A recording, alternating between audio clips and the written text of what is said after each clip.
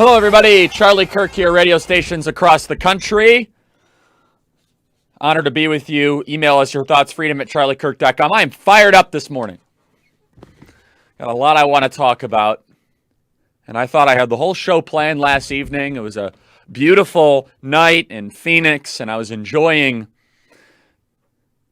just reflecting, listening to classical music. We were going to talk all about tyranny and Aldous Huxley's Brave New World and 1984 by George Orwell. We're going to get into that because there's a story that connects with it. But then I saw something that really set me off. And I've actually become very in control of my temper the last couple of years. I was in North Dakota 2 days ago. It was hosted by a phenomenal group of people who love their country. We had a sold-out event at the Bell, which is the largest venue in beautiful Bismarck, North Dakota. I was hosted by a group called the North Dakota Conservative Advocates. It's a phenomenal group of people. Scott Hennon, who helps run the radio network in North Dakota, The Flag, was a phenomenal host, and we had a great time. We broadcasted our show actually a couple days ago from University of Mary. We had a incredible attendance at the Bell, standing room only, probably the largest political event in Bismarck of the year. For North Dakota to have nearly 1,000 people, I've been told that's a very big deal. We were talking about a lot of different things, and one of the topics that came across was, why is it that Republican governors and Republican leaders are not honoring their commitment to their voters? And so I was made aware by some of the activists from the North Dakota Conservative Advocates that there were a couple bills in front of the North Dakota legislature. I commented on one of them, which was a bill that would not allow the governor of North Dakota to issue a mask mandate. I calmly asked the governor in front of all of the activists, the grassroots of North Dakota, to sign this bill to limit government's emergency powers. It was met with a standing ovation. I did not know that the governor of North Dakota, Governor Doug Burgum, who I've met before, very nice guy, very pleasant. I met him at the Republican National Convention in 2016, I believe, when he was thinking of running for governor. Could be wrong. It might have been this. Anyway, it's irrelevant. I met him a couple years ago. I did not know that there was a bill that was on his desk that was a very simple bill to protect female sports. It's that simple. Saying that if you are a man who all of a sudden has a gender change, you are not allowed to compete in female sports. Well, late last evening, as soon as I had left the state of North Dakota and our event had ended and the potential for national criticism might have passed, Governor Burgum vetoed that bill. The governor of North Dakota has made a public signal to all of you that he does not believe that women's sports are worthy of protection. Governor Burgum has basically said he does not think men and women exist. It's merely a construct. That's the message he's sending to all of you. And this is a pattern that we are seeing from these corporate Republicans that are vetoing these bills. And let me say something. I'm going to dive into this in great detail because the people of North Dakota, I connected with you on such a personal level in the last couple days. And I could see your anxiety. I could sense your frustration. And we were able to build a coalition of positive energy to try to take North Dakota in the right direction. And your governor just betrayed you. And he did it right in your eyes. And I feel involved in this because spending a couple days there, I would have commented on this, but of course he waited till we left. Maybe there's no correlation there. But in a state like North Dakota, I refuse to believe that. So Governor Burgum who, by the way, sold his company to Microsoft and is friends with Bill Gates. Just think about that one. He vetoed this bill because he says, quote, "To date, there has not been a single recorded incident of a transgender girl attempting to play in a North Dakota girls team." Huh. North Dakota today has a level playing field and fairness in girls' sports. And he says he trusts the North Dakota High School Sports Association. So Governor Burgum is basically saying, I trust some sort of some bureaucracy to enforce this. Is that the way the rest of the country is going? Well, Governor Burgum is probably owned by a cartel of corporations. He just welcomed Amazon into Fargo. And I went on Scott Hennon's radio show in North Dakota, and I said that if they welcome Amazon into their state, they are going to control public policy decisions, and this is one example of that. For example, Governor Burgum says, well, there's no examples of this, right? Well, just neighboring North Dakota is the Big Sky Conference. Did you know that the female athlete of the week from the Big Sky Conference not too long ago was a man who thought he was a woman? Just changed gender. This person is named June Eastwood, formerly known as Jonathan Eastwood, transitioned and starts to beat all of these women in women's sports. And then, of course, was named the Big Sky Conference Athlete of the Week. So Governor Burgum obviously is not aware that there are opportunistic men that have gender dysphoria and mental issues that are changing their gender to go destroy women's sports. He does not believe women are necessary of protect. He doesn't believe that they are worthy of protection. Instead, Governor Burgum believes that he wants to pander to the corporate class. And here's the excuse he gave. What a just gross statement, quite honestly. This bill would unnecessarily inject the state into a local issue by creating a ban with a myriad of unforeseen consequences. He's talking like a corporate libertarian. You see, we as conservatives believe in the natural law, the laws of nature and nature's God, as the Declaration of Independence clearly says. If the state is good for anything, it's good for protecting the chemical castration of children, Governor Asa Hutchinson, or enforcing biological gender standards for women and for men. But there's something a lot deeper going on here that everyone is missing. The state legislatures keep on putting these bills on these governors' desks. You see, the state legislatures are the closest to their voters. These state legislatures they're not just cooking these things up and they're failing in committee. They are enthusiastically getting voted on. In fact, in the North Dakota State Legislature House, this passed 69-25. In the House of Representatives, or the State House, I should say, House Bill 1298 in North Dakota. So the State Legislative House, they're listening to their constituents. They're responding to them. The State Senate passed it 27-20. But Governor Burgum is deciding that the 69 members of the House who represent their voters and the 27 members of the Senate, that he knows better than them. Governor Burgum is just the latest in this trend of corporate Republicans who are perfectly fine witnessing and overseeing the moral decline of America as long as they keep on getting invited to cocktail parties with Jeff Bezos and Bill Gates. Governor Burgum is not a Republican. Asa Hutchinson is not a Republican. These are corporate lobbyists that are indifferent to the most important issues of our time, such as what is a man and what is a woman. We're just getting warmed up, I promise. Hey everybody, Charlie Kirk here, host of the Charlie Kirk Show.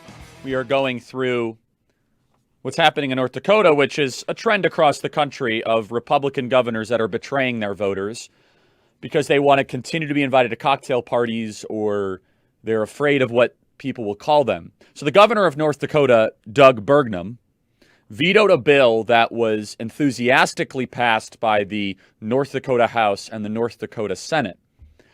The ACLU, which is an anti-American organization within our own country, refuses to hold the Biden administration accountable, says, quote, "It was thrilled with Governor Burgum's decision to veto this bill."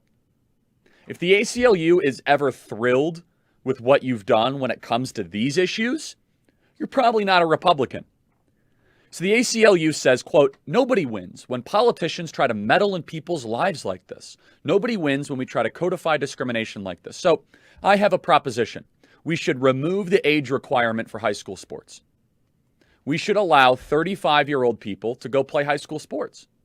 If there is no prerequisite to have standards for athletic competition, we should allow people that used to be varsity athletes that want to go relive their glory days to go play high school football, to go play high school basketball, to be able to go back into swim meets. If there is this idea of standards, then why have any standards at all whatsoever? For example, the organization is the North Dakota High School Association. Who's to say what a high schooler is? How dare you? It's my truth. Age is just a paradigm. Age is just a number. We create time. Time is not anything that is actually real. Time is of the mystics. Just because I've been on this planet longer doesn't mean that I should be disenfranchised from reliving my college basketball days. What's the difference? But Governor Burgum doesn't believe that any sort of standards are necessary. And so Governor Burgum's rationale is, well, there's no one here yet. Well, first of all, there will be. And so when it comes, I want all of you in North Dakota and across the country to remember, when female sports in North Dakota is destroyed, remember this moment. When the ACLU gives a standing ovation to Governor Burgum, because he's like, well, we don't want to inject the state into these form of standards. Now, I shouldn't have to do this part of the segment, but let me just do this part of the segment for the slower people that work in Governor Burgum's office. I know this is a very obvious thing, but let me just go through this. Women, again, this is a study done by the Journal of Applied Physiology. Did you know that women exhibit about 40% less upper body strength and 33% less lower body strength than men? I know this is a shocking thing for most people. A 2006 study in the same journal revealed that men had stronger grips than women. In general, men are also faster than women. The fastest woman in the world, Florence Griffith Joyner, ran the 100-meter dash in 10.49 seconds, and in 1988, that record remains unbroken. Yet her fastest time wouldn't have even qualified her for the men's 2016 Olympic competition. I know this is a shocking thing for people, but men are faster and stronger and have more muscle mass than women. But literally have the numbers to support that. And so should there be standards for anything? And how are we able to find these standards? Well, this idea and this excuse that we're getting from these Republican governors like Governor Burgum and Asa Hutchinson, who's just completely worthless, by the way, Asa Hutchinson in Arkansas, is, well, we don't like using state power for this stuff. We don't want to abuse our power. What if I told you not clarifying standards is an abuse of power? What if I told you doing nothing when something evil is occurring is an abuse of power? Your moral indifference to this issue is you abusing the power that the voters gave you. But this is not even about sports, actually. It's something a lot bigger. There's a reason why the state legislative houses keep putting these bills on these governors' desks. It's because they actually have to go home and walk through the grocery stores and walk through the communities that they serve, where these governors are escorted in private chauffeured vehicles and they have no idea the wants, needs, and concerns of the states they actually represent. Becoming a governor in America seems as if it's just basically being a spokesperson for the United States Chamber of Commerce. All they care about is job development. All they care about is business. And there's a really interesting moment here where you have a collision course between the state legislative houses and the governor's mansions. What's going on here? What's going on is the state legislative and state senate houses, the houses of power, they're the ones that listen to their voters, because if they don't, they're not going to be there any longer. Where these governors, they listen to their donors. These governors, like Governor Burgum, is in a love affair with Amazon, who just built a massive facility in Fargo, North Dakota. And Governor Burgum, the worst thing that could happen to him is pissing off, or upsetting, I should say, Bill Gates and the tech companies. So I want to ask this question as we get into the next segment. What is this really about? And why are our leaders so afraid? Who's in charge? We'll be right back. This movement will not be silenced. You're listening to The Charlie Kirk Show. Hey, everybody. Charlie Kirk here. Email us your thoughts, freedom@charliekirk.com. It would be one thing if the state legislatures weren't moving on these issues. It'd be one thing if the state legislatures are like, we don't want to deal with it. But when you have a singular governor in the state like Arkansas and a state like North Dakota, and even in Arizona, I don't understand why Governor Ducey vetoed a bill saying parents should have a right to be able to know what their children are learning in public schools when it comes to sexuality and gender fluidity and this transgender nonsense that is spreading our country. He vetoed that bill, not sure why. Is that the people are with us. You see, the corporate boardrooms have run the Republican Party for years. And Governor Burgum and Governor Hutchinson are great examples of that. But now the kitchen table is going to run the Republican Party.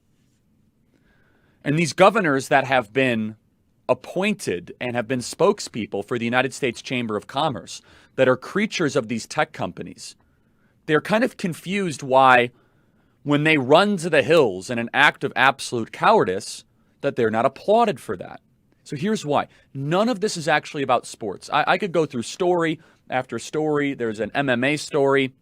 There's a Connecticut high school story here for you on the live stream. You look, here's a man that's literally like 50 yards ahead of all the competition in a women's track event. That's a man who all of a sudden decided to think he was a woman. What's his name?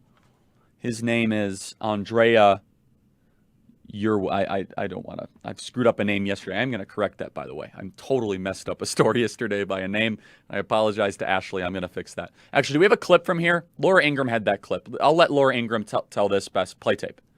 What happened to you that made you feel like you were, being treated unfairly? I lost out on countless opportunities to get placements, get titles, and qualify for further meets to display my talents to college coaches. Did you actually lose competitions to meets to male athletes, biological males? Every single meet that I've competed against them. So is that 4 total or more? Countless times. Oh, countless times. Well, we probably could count, but we'll say it's a lot. Alana? Got it. I remember when that segment actually happened. I was on Laura's show the next evening. And so every time the biological man who thought he was a woman in Connecticut competed against these young ladies, he won. But this is not about sports. It's obvious the sports issue. It would just take a little bit of courage. Here's what it's about. The reason why the state legislatures are passing these bills, it's because decent Americans see their beloved country, they see it being ruled by an oligarchy of nihilists who want to impose a corrosive agenda on your way of life. Put simply, the American people want leaders that will act as bodyguards, as a measure of defense against the cultural blitzkrieg that we're living through right now. We are living through a shock and awe campaign where they are trying to make you submit, run into your bunker, and hope you do not get taken out in the collateral damage. It's suffocating our way of life. But decent Americans, like the amazing people in North Dakota or where I was in Ohio, they turn to me because they still remember a time when Americans have something different in our spirit and they say, Charlie, we want to do something about this. We're not happy just to be called all these names and have to sit down and take it. We're Americans. What do we do next? And Americans across the country, the people, the kitchen tables, not the corporate boardrooms, they know that an American value is that how do you deal with an attack? You counterattack. You fortify your forces and you must have a proportional response. And so the North Dakota State Legislature says, okay, you're going to veto all these bills when it comes to men and women competition. We're going to play offense. But the governor of North Dakota and the governor of Arkansas, they're perfectly fine looking at America as a colony, not as a country. So when there is a man who decides to go compete in women's sports in North Dakota, there could have been an opportunity to protect women's sports forever. But it's not just about sports. It's about America, the promise, America, the gift, slipping out of the fingers of people who have done everything they've been told to do. Out of people that go to church and raise their families. And they say, you know what? Our way of life is now being strangled out. So what can we do? Well, the Founding Fathers gave us a mechanism to do something about this. The Founding Fathers gave us a representative system of government. I ask this to young people all the time. I say, what was the American Revolution about? It was about consent. So if you want something done, you show up and you vote. Well, the North Dakota citizens have done that. Arkansas citizens have done that. The Kansas citizens have done that. And by the way, this North Dakota governor is not alone. The governor of Kansas, a Democrat, she's unlikely to sign the Fairness in Women's Sports Act as well, because she says it's anti-progressive or really regressive legislation. This word progressive I find to be, I just chuckle when I see that. So Governor Laura Kelly, who's a Democrat of Kansas, who never should have been elected governor of Kansas. So let me get this straight. If we decriminalize or legalize pedophilia, would you sign that into law because it's progressive? Is all progress good? Should we make an idol out of progress? Some progress is helpful, like abolishing abortion. Some progress is really bad. For example, in Cambridge, Massachusetts, they now legally recognize 3 men being fathers of 1 child. Progress, right? Who cares? We're just going to oversee the moral decline of the country as long as we have Amazon in our state. That's what's important. What's important is all this plastic from China and destroying our small businesses, but at least, hey, I got to buy an extra home in Aspen, is what the ruling class says. And then, again, I want to just reinforce this. Here's the positive of this. The people are not going to tolerate this anymore. Does Governor Burgum realize how replaceable he is? Does Asa Hutchinson realize how replaceable he is? Well, you don't have some sort of special skill set. In fact, you've been an awful governor of North Dakota. Terrible. Well, find somebody else. You know, it's really funny. Donald Trump changed the Republican Party forever because Donald Trump was a bodyguard. He protected us. Donald Trump listened to his voters, and he never betrayed a promise of his voters, ever. He has more integrity than every single one of these leaders combined. Because for him, he knew the people who sent them there. He knew why he was there. Donald Trump knew who he worked for. Donald Trump understood representative government. And more than anything else, the people who are in charge, they feel this entitlement to thwart the will of the voters. You know, when a bill passes the state house 69-25, you should probably take notice. That's not a narrow vote. That's not just scraping by. It's a big deal. Let's get to some sound here. Let's go to a cut here of, I don't have the cut sheet, of what's happening in Columbus. Yeah, play tape. Play tape. Well, when we get down to it, women and girls all share a biological reality. We are all female. But if any male person can call himself a woman or legally identify as female, then predatory men will do so in order to gain access to women's single-sex spaces, and this puts every woman and girl at risk. Every single girl at risk. I apologize. I had a frog in my throat, so it's kind of...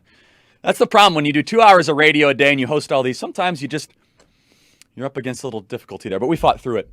And so that was, I think it was on either Brett Baer or on Laura Ingram's show. It might have been actually Fox News at Night. If our leaders are not going to protect our women's sports, our female sports, then who will? The voters want that. The voters are demanding it. This is an act of treachery. And so how do you deal with this? What's the proper proportional response? Exactly what the state legislature has done in these states across the country. The Republican Party is changing for the better. The Republican Party is no longer going to be a party of profit worshiping. It's no longer going to be a party of idolizing the corporate boardroom, I care much more about the kitchen table values than the corporate boardroom values. That is the distinction. I care much more about whether or not a 14-year-old girl in Bismarck, North Dakota, or a 14-year-old girl in Arkansas or in Arizona is able to play in women's sports without having their dreams and their ambitions crushed. And that's just the beginning of the problem, by the way. This goes into a whole nother issue of moral relativism. My truth. Your biology is set very simply by your chromosomes. If the government cannot have very clear rules for the road on that issue, then what good is our government? And the answer is, the only good our government is to serve the wants, interests, and needs of businesses that hate our values. That's what it's for. And these businesses are now running our government. I want to read this quote from Governor Burgum. He says, quote, "The bill would unnecessarily inject the state into a local issue by creating a ban with a myriad of unforeseen consequences." Unforeseen consequences? You mean having women's sports the way it's been? Where are the feminists on this issue, by the way? Where's Nancy Pelosi and the people that have told us that we need massive, dramatic action to protect female sports, not just protect females in our country? What is a woman? What is a woman? I can answer that question. The corporate class, Democrats, and Governor Burgum can't. And their excuse and their indifference on this issue is very telling. It's basically they're signaling to the rest of the country, I'm either afraid to take this fight, I'm okay with this massive, corrosive deconstruction of the American promise and experiment. It's an act of treachery. How do you deal with treachery? You expose it, you talk about it, and you don't tolerate it. But here's the good news, and I want to reinforce the good news, everybody. These leaders are replaceable. They're only there because we put them there. The people are with us. This is a 90-10 issue. Not even, it's a 95-5 issue. Especially in North Dakota, it's a 99-1 issue. Not exactly where I think the transgender movement thought they were going to get a win. The ACLU is dancing right now in the streets. Because the ACLU now says, well, hey, if we can win in North Dakota, we can win everywhere. But that's okay. The people are with us. We just have to find leaders that aren't cowardly, like Governor Ron DeSantis. We have to find leaders that are willing to do what they say they're going to do, listen to the voters, and then enact their wishes. Because if our leaders are not going to act as bodyguards against this cultural blitzkrieg, then who will? That is where the Republican Party needs to be.